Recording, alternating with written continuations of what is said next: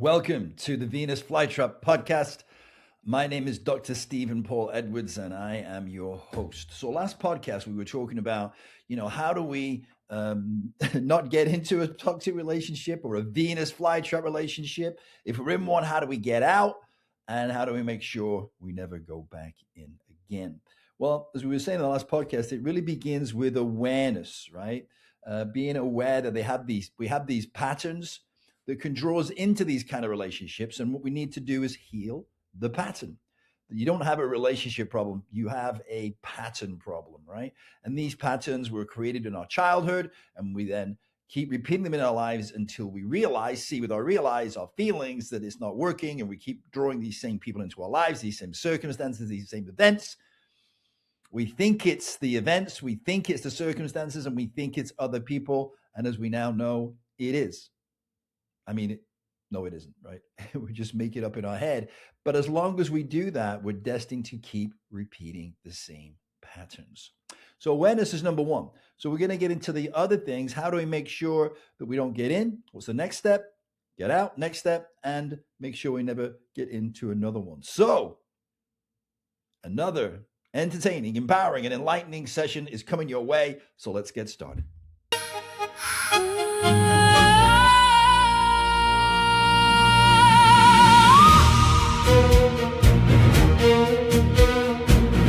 Tailored suit in a London rain.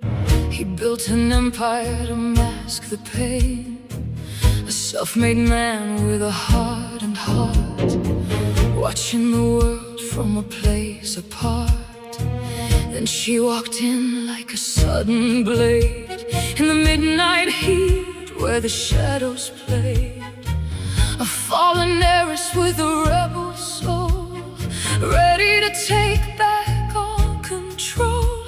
She lived by no rules but her own desire, wrapping his life in a ring of fire.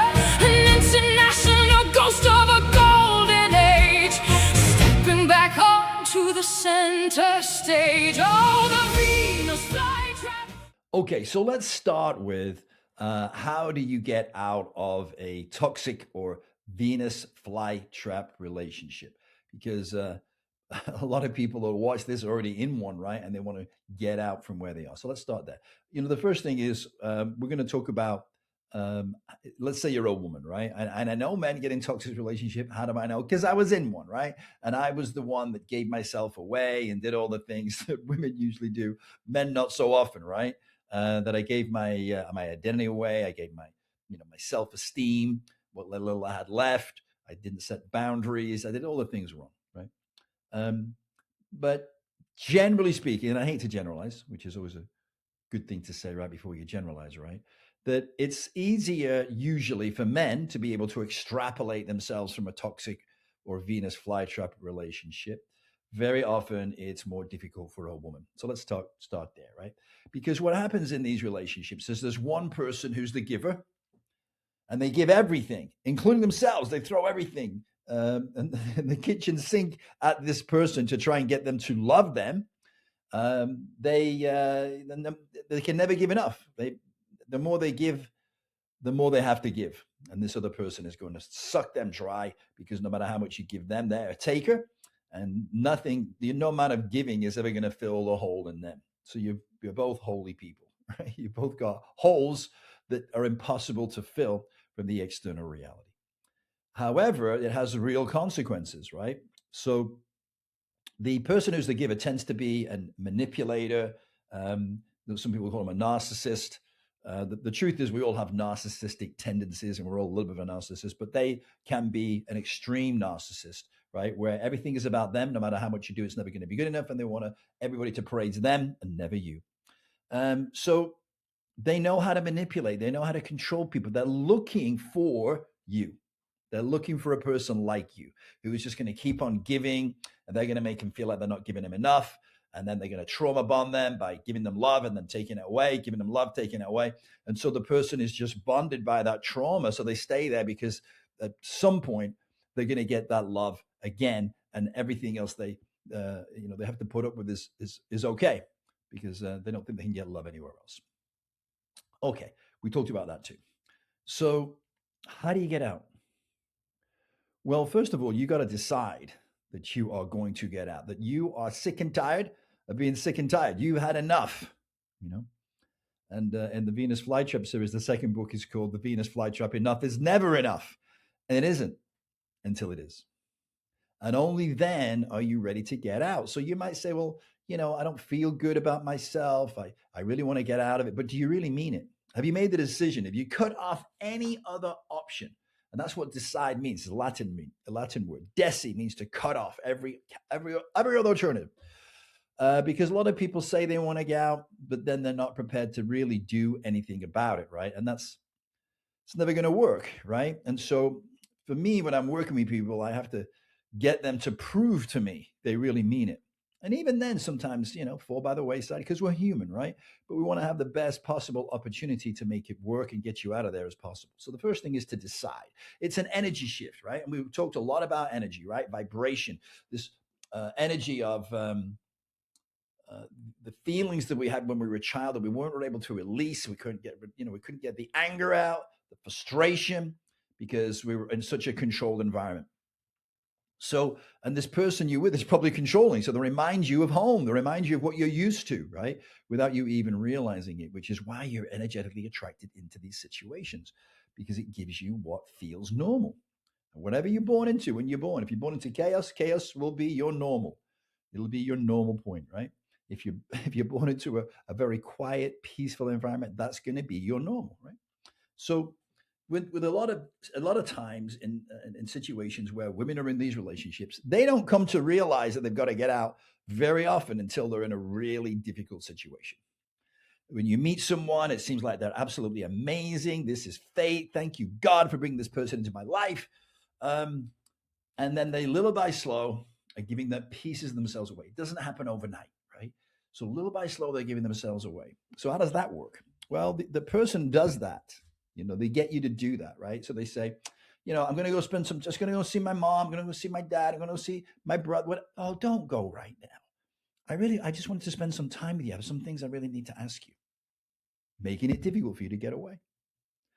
I'm going to go to the gym. Oh, you don't need to go to the gym. You look great. And besides, and then the next thing, you're getting pulled away from all the things that make you who you are, because that's what they want. They want to isolate you so that the only thing in your life is them. And then when they got you, you're going to cut off everything. Then they're really going to kick your ass, right? Then they're really going to abuse you mentally, physically, emotionally, whatever it's going to be. And they are going to destroy you. Yeah. You're going, yeah, I know that, Stephen. So what do I do? Okay. Good question. So we make a decision. First of all, you've got to be really committed, because it is not going to be easy. You didn't get in that situation overnight. We're not going to get you out of it overnight, right? It's going to be a process, and it's going to take courage to take yourself back, because they're not going to make it easy for you. And they already may have made it very difficult for you. They've taken away your access to a car. Maybe they've taken away access to money. Maybe they have taken away your support network, your friends, right? They've got you to, not see your friends anymore, and it's all slipped away. And now your friends aren't there because they've been trying to help you and you've not been listening, and now they're sick and tired of hearing your story, or your family. And so now you're isolated. That's exactly where they want you. But by the time that's happened, now how do you get out from that situation? Well, you get yourself a gun. I'm kidding. So what we're going to do is we've got to gain back our esteem. We've got to get back some sense of who we are, right? And we've got to stop telling ourselves a story, making excuses for the other person. When people say, you got to get out of there, they go, no, but you just don't know them. They're so kind and loving. I've seen that in them. Yeah, because that's what they want to do when they trauma bond you, right? That's how they trauma bond you. So you've got to get away from the idea that you can't get away. It's just not possible. There's no time I have where I could do anything. None, zero. That's bullshit, right? That's just a story, right? Yes, there is. And if there isn't, you're going to create some. Bottom line, there is no alternative, because you made a what? A decision, right? So we live in a world today where we have computers and internet. I can't get by a computer. He won't let me. Stop it. You have to find a way. Because what if you don't? Is this what you want, how you want to live for the rest of your life?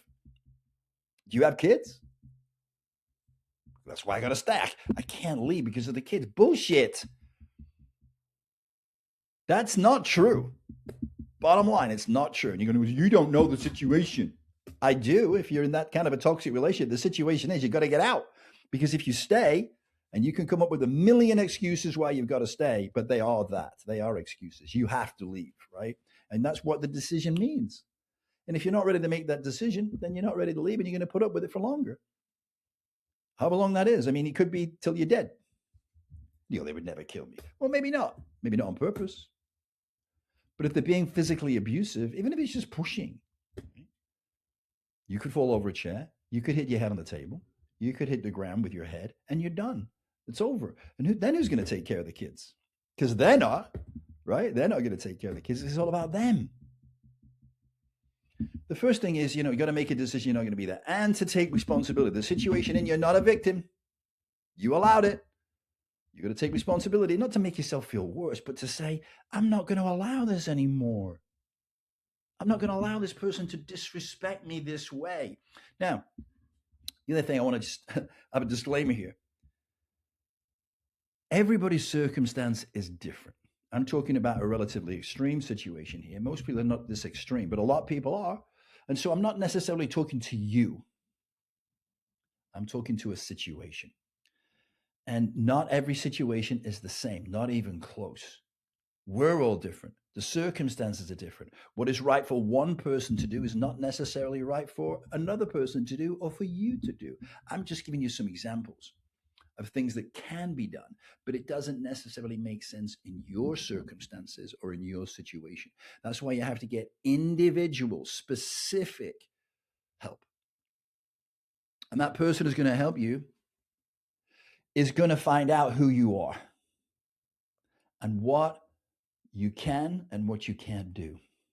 Not only based on your circumstances, but from where you are emotionally, physically, and spiritually. Where are you now? And so we can figure out what the right steps for you are. So, when I said earlier, I'm making a generalization, I mean that. I'm talking generally here, not specifically. And you need specific tools, resources, and a plan for your specific set of circumstances to get out of the situation and get you where you want to go. So, having said that, we're talking about a little bit of an extreme situation here, but fine. So, got no money, got no car, got no access to money, got no access to a car, got no access to a computer. No friends, no relatives, no support network. We're off to a great start. Right? So you've given all these things away, and what you're going to do is take them all back little by slow. And then some people say, well, what are you saying? I just got to walk out. No, that's not what I'm saying. I'm not saying that. You got to have a plan. And you've got to have stepping stones. And you've got to have somewhere to go. And you've got to have some people to help you, to support you. So if you don't have any money and you don't have access to these things, what are you going to do? Well, you're going to create a way to have them. You got to be creative. And that might mean being manipulative yourself. Might mean you not being totally honest yourself because you're in a situation where you've got to do the things you need to do to get out of the situation, not just for you, but if you've got kids, for your kids as well. Because if you don't, what are you teaching the kids? That it's okay to be abused? That it's okay for your partner to imprison you, take advantage of you, to treat you that way? Listen, that's not a good lesson to teach your kids because the kids don't listen to what you say. They watch what you do, and they will become you. They will do what you do. And that's the truth of reality, right? It's the way things are. So we've got to stop this for not only for you, but for your kids and future generations in your family.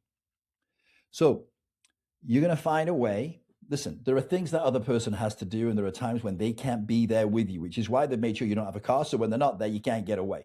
And they've made sure you don't have any money. So when they're not there, you can't leave, right? So they're not there some of the time. And you have to utilize that time to find a support network. Maybe it's on Facebook or Instagram. There are people out there, and I promise you, once you make a decision that this is what you are going to do, that energy shifts energy around you. Things start to occur that you couldn't have imagined. Miracles start to happen. You get in a Facebook, what do you call it, group, right? Whatever. There are groups out there. It's groupies. There's groups out there that will help and support you. We'll give you advice. We'll give you resources. We'll show you where you can go. There are places where you can go. 100% guaranteed. There is no question about it. I know for sure. And because I know for sure, I know I'd find a way out. But you've got to have that certainty. And I know it's not easy in that situation.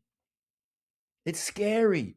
You don't understand, Stephen. If I do something and they find out, they'll kill me. Well, they're going to kill you anyway, right? That's a possibility.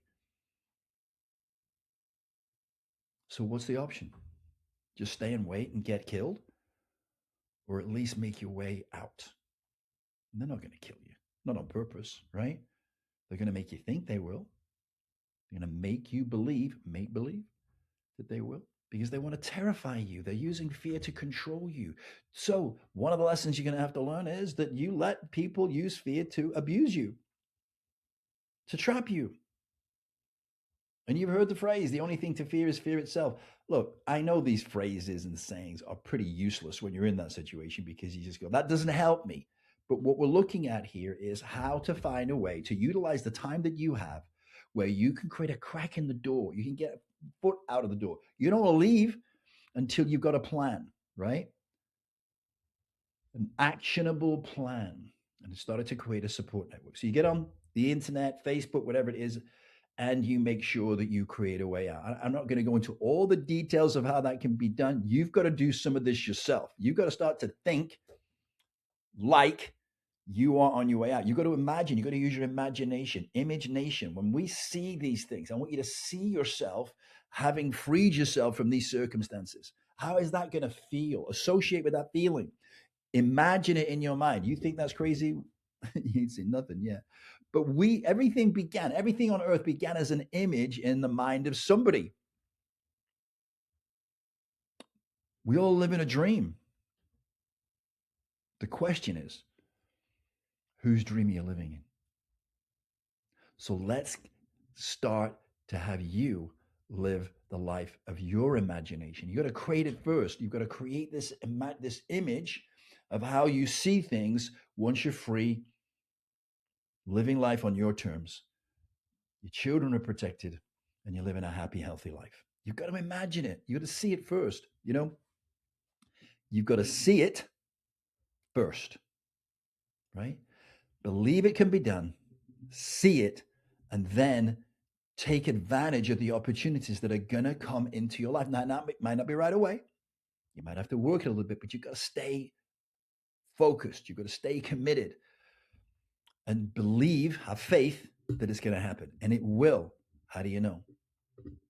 Well, my neighbor, because I've done it, I've been through these situations, right? It's extremely difficult. I know. And you got to pull yourself out. And you think there's no way. And I have no confidence. I don't believe in myself. I've always been told that I'm useless, that I'm worth nothing. I get it. And that's the narrator in your head, right? Because when you're a kid, somebody told you these things. Yeah. And they told you so often, you started saying it to yourself. So you don't need them anymore. You already got that going on in your head. But what we have to do is, we said these are patterns, right? These are patterns of thought, patterns of behavior, patterns of language that we use. And those are our creative tools, our beliefs, our imagination, the words we say, the things we think, the things we say, and the things we do become our reality. So if we're not happy with our reality, what are we going to do? You got to call a friend. No, you got to change your thoughts, your words, and your actions. You got to change what you believe about yourself. You got to change what you believe about the world. You got to change all these things. And you go, damn, man, that's a lot of work. It is a lot of work. I never said it was going to be simple. I just said it's going to be worth it, right? I said it's going to be easy. I said it was going to be worth it. Because what's the alternative? And sometimes you have to look at that, especially when you're going through difficult times, and it's difficult to get to where you want to go. You got to say, yeah, I know it's not easy. I'm exhausted. I'm in pain. I'm scared. But what's the alternative? To live your life that way? Forever? Do you see what I mean? Sometimes you've got to use the consequences as a motivation to stay committed, to stay on the journey. And so we talked about the fact that we had these patterns. Well, how do we change these patterns? Well, first of all, we have to identify where the pattern came from. And it's probably from your childhood, right? Usually is. And we have to go back to where it all began. And we have to break the pattern. And there's lots of ways you could break patterns. I'll give you one example here. It's easiest to relate to. Is imagine you are listening to a CD. You're listening to a song, beautiful song, love the song, but you take this, I know this is going back a ways, right? You take the CD out of the CD player, you get the CD and you scratch across it using a sharp instrument, pair of scissors, whatever, a knife, and you scratch across it, and then you put it back in the CD player. Is it going to play the same way? No, it will never play the same way again. So that's what we're talking about when we say interrupt a pattern. We're going to scratch across that pattern so it won't play the same way again. And there are a myriad of ways that you can do that, right? So we can do all kinds of strategies to scratch across that pattern, and so you won't experience it again. And then we have to make sure we put a new pattern in place, right?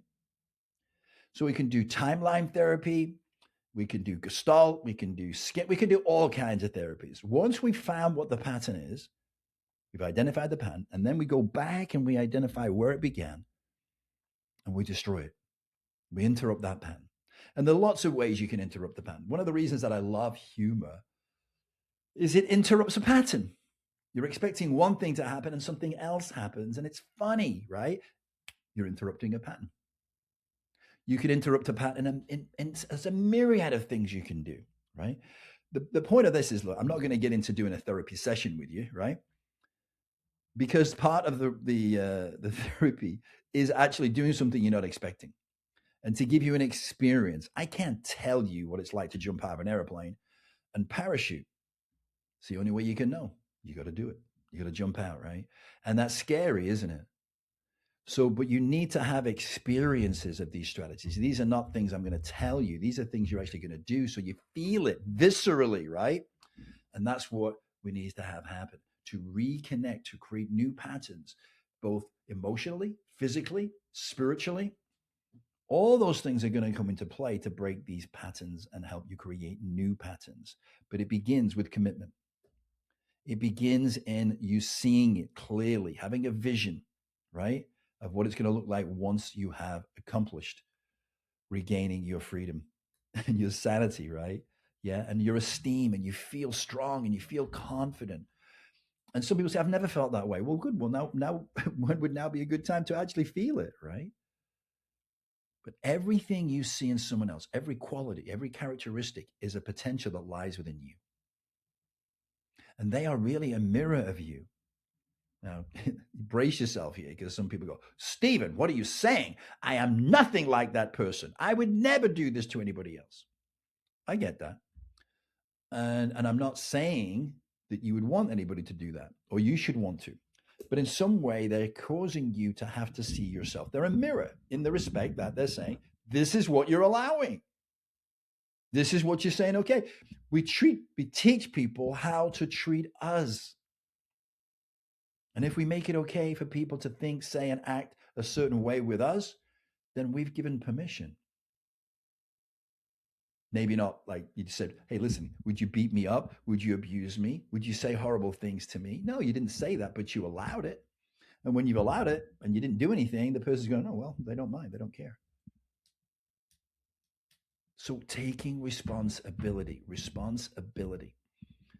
and having the faith that once you make that decision and you take action, faith is not a word, it's an action, right? So you're going to walk in faith. It doesn't say sit in faith, does it? It says walk in faith. That's an action, right? And when I say walk in faith, I'm not necessarily saying you got to believe in God, the universe, whatever that stuff, right? You just got to believe that if you feel certain about something, and a belief is nothing more than a feeling of certainty, right? Beliefs are not true. We make them all up. So why don't we just make the ones up that are going to serve us, right? In this case, you're going to believe that this is going to occur. Someone is going to come into your life. Some people are going to come into your life. They're going to become your support network. What you're doing is reaching out. If you don't know, if you don't reach out, how will you ever know? If you don't do anything, then nothing is going to happen. And you said that's okay. Because to sit there in fear and just say, well, I can't, I'm just completely frozen by fear, then you're right. That's what you believe. Whether you believe you're right or you're wrong, you're right. Right? Either way, right? If you believe you can do it or you believe you can't do it, either way, you're going to be right. Because if you believe you can't do it, you won't even try. If you believe you can, you're going to make the effort. You're going to put out some energy to create it. You're going to be walking in faith. So I've seen all kinds of situations where miracles happen. I was talking to a lady the other day, and she was in an abusive relationship, right? And so her husband would beat her, sometimes for no reason, because he could. She allowed it. Until one day, she saw that he was about to hit her. So she stood up, looked him in the face, and said, "Go ahead, hit me. Show me what kind of a man you are." What do you think he did? He beat the crap out of him. I'm just kidding. He didn't do anything. He walked away. Why? I don't know. My guess is that she stood up to him. He's a bully. Whenever you stand up to a bully, you realize that they're just afraid. He became afraid of her. And he was trying to make her be afraid of him because that's how he felt powerful. Now, let me be clear. I just said this a few minutes ago. That does not mean it will work for you. You're less, see, her, one of the things for her was what the universe, God, whatever you want to call it, was saying to her, you got to stand up in your own power. You got to stop letting people walk over you. You got to stop letting him beat you up. If you don't stop him, nobody else will. And so she did. Now, even then, that was just the beginning. Because if she hadn't continued down that road of standing in her strength, standing and being in her power, and finding a way to get out of that situation, he would have come back later at another time when he felt more powerful, when he felt like he could abuse her. But she stood up and she stood in her power, and he backed down. And she knew then that she had the power if she used it. And so she continued on that journey, and now she's no longer in that situation, right? So, and again, I'm just going to say it again. It doesn't mean that if you stand up to this person who's abusing you physically and you just say, go ahead and hit me on the chin, they might, right? So we've got to figure out what's right for you and your circumstances. And we've got to make sure we know exactly what the mirror is. What is the universe, God, telling you need to do, to face, to accept, to see yourself? What is that lesson? What is that piece of yourself that you've given away that you're not allowing yourself to be? All right. But there's always a way, and I just believe that so heartily. How do I believe that? Because I have had some traumatic experiences, and somehow I always had hope. And I think it came from when I was a kid, as terrible as things got, having to bang my head to go to sleep on the pillow until I was exhausted. And then I just fell asleep. Being in an insane asylum, having electroconvulsive therapy, being told by, being teased for my clothes, and then I go in the showers and they decide to pick on me as the kid with a small dick, right? So all these things happening were terribly traumatic, and there's worse that's happened to me in my life. But somehow, because of my childhood, and I used to say, this too shall pass. I'm going to get through this somehow, some way. And I didn't know what was going to happen. I didn't know eventually I would get out of that house. You're a kid. You think it's going to be forever. You're overwhelmed. I was overwhelmed with what was going on. I tried to run away, but I couldn't. Can you imagine how much that felt, that you were so, your voice was so thwarted. You couldn't say anything. You couldn't do anything if you did anything. And I was just thinking the day, I was out with family. I was out with my dad. Right? And we were having something to eat, and it was in a pub because we were watching the World Cup. Don't even talk about it. All right. Still getting over it. Still very sore. A lot of pain. Right. But anyway, one of the guys behind me said, "Hey, Stephen, oh, you realize that your phone is slipping out of your pocket?" And I said, "Oh, thanks." My dad's sitting next to me. He's going, "Oh, be careful." And it just took me back to my childhood. That's abuse. He would shout at me for making the tiniest mistake, but no one ever said anything to him, and he made all kinds of mistakes. That's a bully, right? That's being a bully. Here's the thing, though. I healed that pattern a long time ago.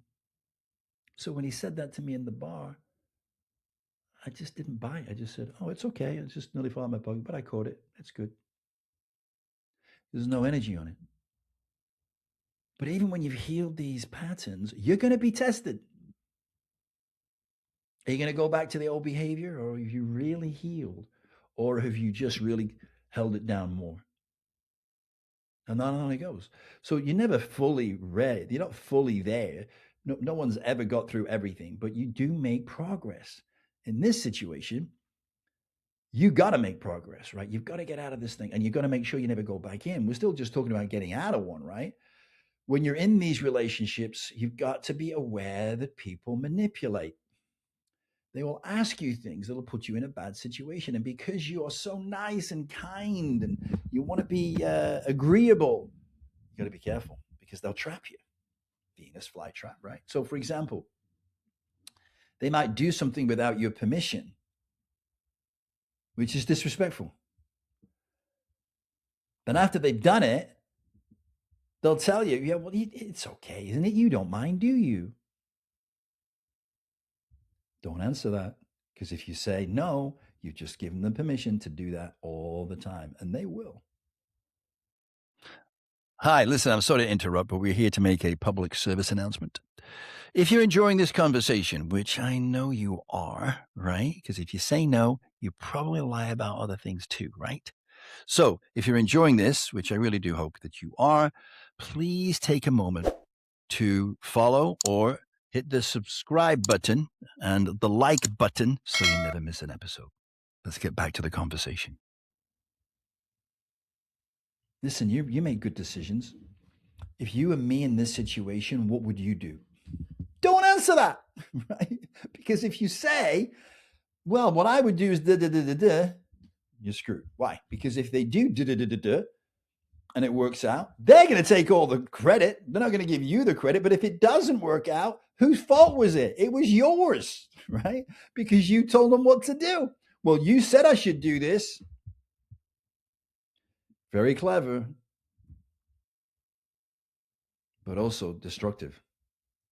And on it goes. So you've got to learn these things to make sure that you're aware. Awareness, didn't I say? Awareness is the first step to transformation, right? To getting yourself out of a situation and also not going back to it, right?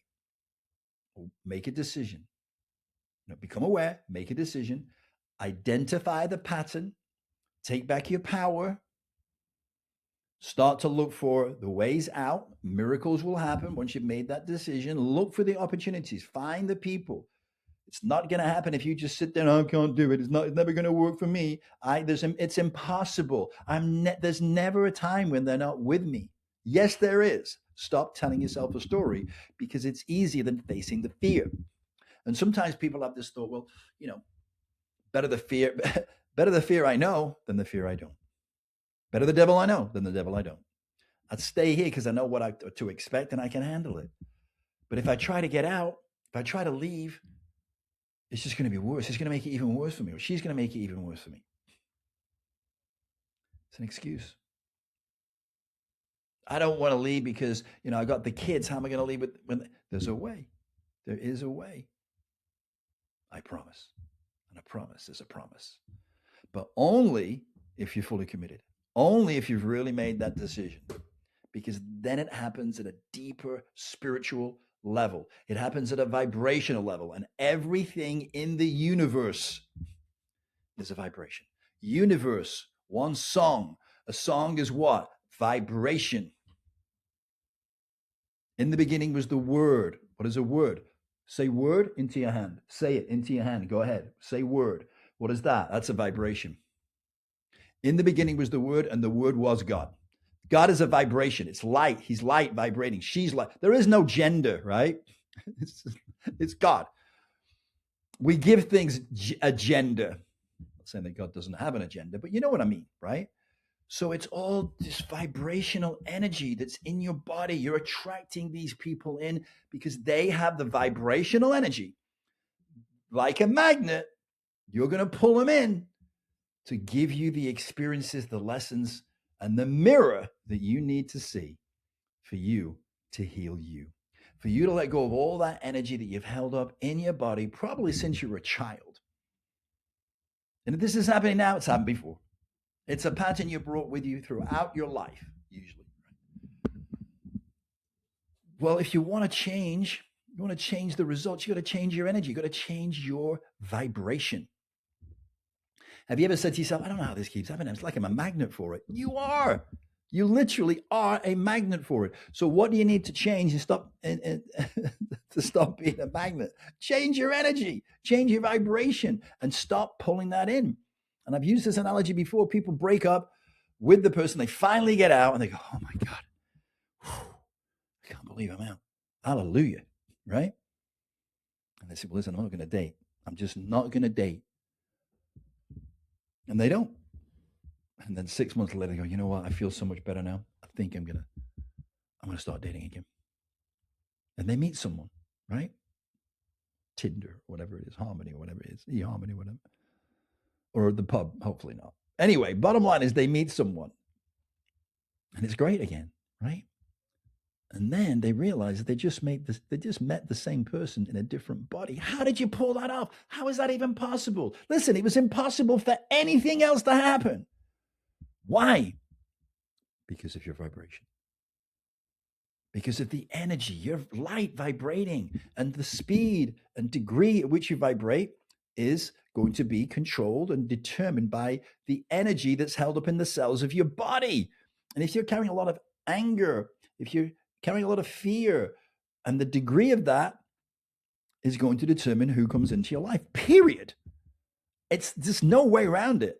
So we may as well get on it, right? And start changing and shifting that energy, releasing that negative energy that's attracting these people that are causing you pain. And, they say, well, just start imagining the person you want. That's simple, really. Listen, I don't care what you imagine. I care what your vibration is, what energy you're putting out. And so I'd say to people, listen,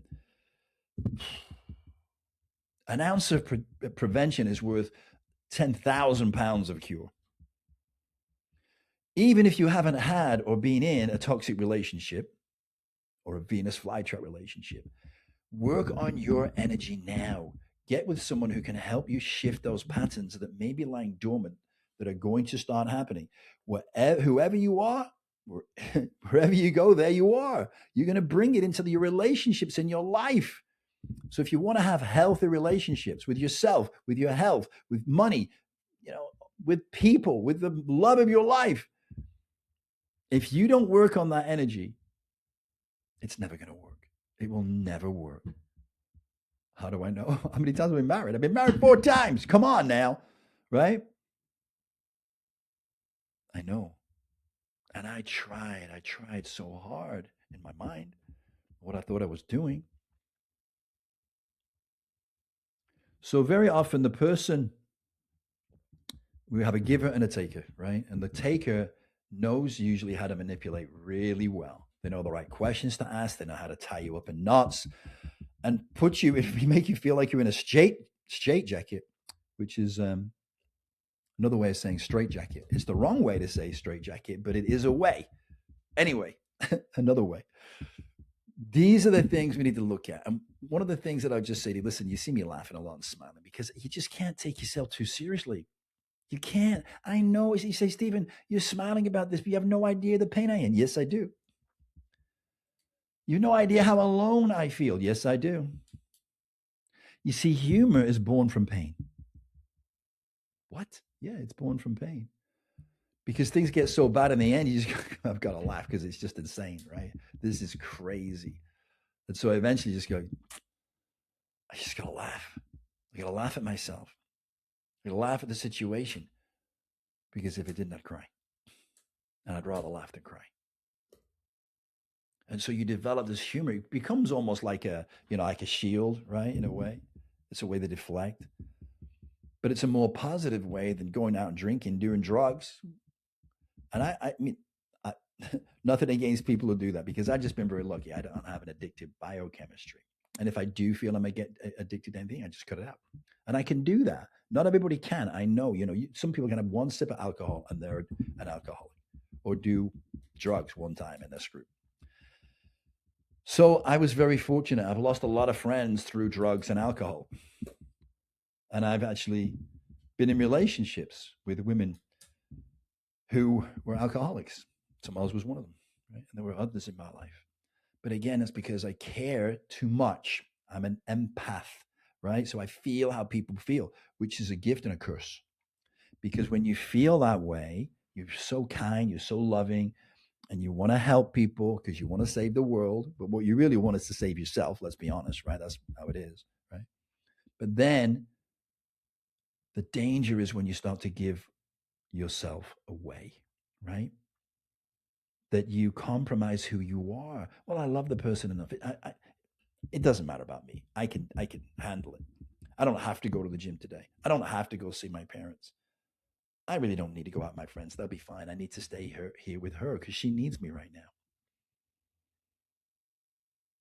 Before you know it, they're all gone. And all that's left is that person. And then they're really going to take advantage of you. Then they're really going to abuse you. Then they're really going to create a trauma bond. And on it goes until it doesn't, until you make a decision. And at that point, usually it's so bad. The pain of being there is so bad. You run away, but you don't have a plan.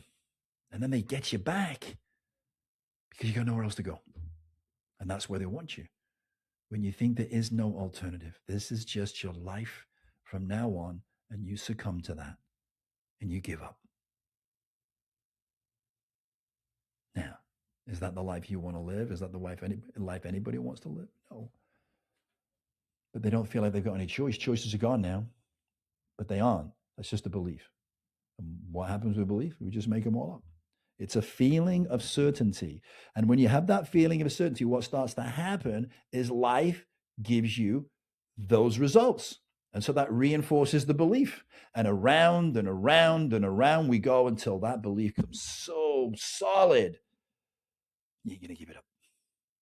So what we have to do is, if you think of the idea, the belief is the tabletop, right? Like the idea is the tabletop, and then the legs are the references that support that idea. So it turns into a belief. And the more references, the stronger the belief becomes. So we have to sweep those legs away. We have to create new references. We have to start to challenge and question. The truth is not afraid to be questioned, right? What? Yeah, the truth is not afraid to be questioned. Why would it be? Because it knows it's the truth, and the truth is immutable. You know what's afraid to be questioned? Fear-based ideas. Things that aren't true. Things that we're told that somebody else wants us to believe so they can control us. Those things are not true. Sometimes people say, well, I'm just not good enough. And I go, yeah, I know. I can see that about you. You're worthless. They go, what do you mean?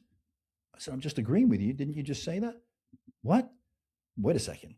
It's okay for you to say that about yourself, but it's not okay for me. What's with that? You see what I mean? You wouldn't say those things to anybody else. Why would you say them to you? Why would you allow someone to say those things to you? Why would you allow someone to say things about you that would infer you're anything less than beautiful, perfect, point of light? Why would you let them do that? Why would they do that?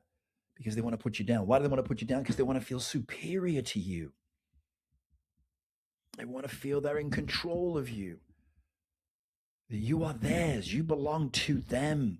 For them to do anything they want to do, and there is nothing you can do. That's what they want. That's what they think they want. But once that happens, they don't want you anymore. So you got to be strong for yourself. Some of you went, Stephen, I'm not in a toxic relationship. Why are you talking to me like this? Well, I'm just saying, these are things we want to be conscious of, right? And make sure that we build our esteem. that we set boundaries. This is one of the critical things for me, right? I just didn't set any boundaries. I didn't care. You know, she wants to do that, fine. But it wasn't fine. It wasn't fine. I think, yeah, I got a pretty strong self esteem. There's nothing she's going to say. But it does affect you. That's why when you're in a relationship, you got to build each other up, not put each other down. It's not funny. It is not funny when you say, "Oh, he's got this idiot." No, no, absolutely not. Build each other up, even when you're not there. Don't ever say anything about your partner that you wouldn't say right in front of them, because it destroys the relationship. Well, they're not there. Well, yes, they are energetically. Your energy is connected to them. You ever find yourself thinking something and then they call you? Or you think about them, they call you? And for the first few months, you just can't, you finish each of the sentences. It's like you're completely at one with them, right? So their energy, you have their energy with you, right? That's number one. Number two is if you're talking about them to somebody else, the person that listens, what do you think the chances are they might say something to your partner? Yeah, people do that, don't they? Right? Because if you've got something good, they want to turn it into something bad. Some people want to do that. So be very, very careful about what you say about anybody else. If you say something about one friend to another friend, what are they thinking? Well, what did she say or he say about me when he's with her, right? Or him? You're telling them who you are. You're telling them how honest you are. You're telling them about your integrity. So be true to your integrity. Be honest. Don't do things that are cutting to somebody else. Don't triangulate. Doesn't mean that you always agree with what your spouse does, but have that conversation privately. But these things that erode relationships, right? It doesn't mean that being in a toxic relationship is good. And you can make a toxic relationship out of your marriage, right? Because you do all these things and you don't realize that you're eroding it away and they're eroding it away. And you start out, when you first meet, it's like you're in the middle of the room and you glue together, right? And then suddenly one of you says one thing or another thing and that person takes a step back. And then you, in retribution, say something about them or vice versa. And then what happens? They take a step back. Before you know it, you're at either side of the room and you can't even remember how you got there. And you certainly can't find your way back without help. And the help you need to begin with is to remember who you are, to remember who they are, and make a decision. Is this someone I love enough to go through the work for us to be together? For us to work through all this stuff that got between us and get through that, and so we can love each other again. That's a big decision. And there's no right or wrong, but you got to make a decision based on truth. Not on what other people tell you. Well, you got to stay together for the kids. You got to stay together because of this reason. No, you don't. If you stay in a marriage or relationship for the kids, it's the wrong reason. And you will really mess up your kids, right? I know that's not easy. I didn't say it was going to be easy, but it will be worth it, right? You deserve happiness. So do your children. And so does the other person. And if you're not the person to give it to them and not the person to give it to you, then let's call it a day. Let's move on, right? Now, I'm not being flippant about that. We live in a world today where it's just so easy to get in and out of a relationship. Because we've got all these, websites that people go on. You can find love anytime you want. Well, you think it's love, but it really isn't. It's so easy to get in and out of a relationship. So easy to find someone. But it isn't. Not the right person. It's not easy. So don't throw something away that still has tremendous value that could be the relationship that you really want, just because you think it's easy at the time. So there's a lot going on here, a lot to look at. But there are solutions to every problem. There's a solution to your problem. There's a solution to your friend's problem. But you've got to make a decision, right? That you see it, you're aware of it, and that you're going to not allow it to happen anymore. Awareness, then making a decision not to accept that anymore. Identifying the pattern, interrupting the pattern, create a new pattern, and at the same time, create a new life. So, here endeth the first chapter, right? So, next time, we're going to talk more about who you really are and how to be able to access more of who you really are, to let go of this energy that's been holding you back. To get out of a Venus flytrap relationship, you got to raise your vibration. Everything is a vibration. Your words are a vibration. Your thoughts are a vibration. Your actions are a vibration. And how this vibration affects our emotions. We're going to look at a map of consciousness, and it's mind blowing. All right. So, meanwhile, I want you to remember. What do I want you to remember? What I want you to remember? That nothing happens to you, that everything happens for you. Let's go. Spiritual sparkle in a world of gray, finding the truth in the disarray. It's a raw confession of a life lived fast, breaking the chains of a heavy past, from the erotic spirit to the soul's rebirth, finding what a human life is really worth. Sex, lies, and the repercussions stay as we dance the final act away. Just a true story of a love so deep, promises that we could never keep. In the garden of the trap we lay, waiting for the break of a brand